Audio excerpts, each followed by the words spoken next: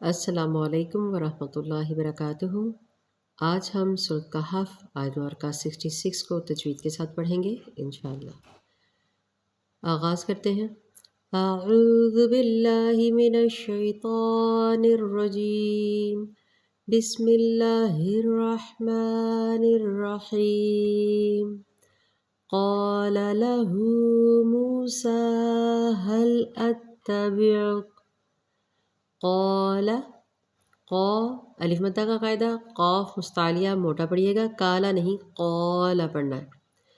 لہو ہا الٹا پیش، مقدار ایک الف کی مقدار کھڑی کریں گے۔ موسیٰ واو مدہ کا قاعدہ، سین کے اوپر کھڑی حرکات، تو مقداریں دونوں کی سیم ہوں گی۔ موسیٰ هل اتبعک، کا عین کو پر پڑھیے گا، عین پیش اتبعک علی، آگے حمزہ آ رہی ہے، چھوٹی مد پڑی ہوئی ہے، یہاں پہ مد منفصل کا قاعدہ لگے گا، آگے حمزہ آنے کی وجہ سے یہاں سے اس کی پہچان ہوتی ہے۔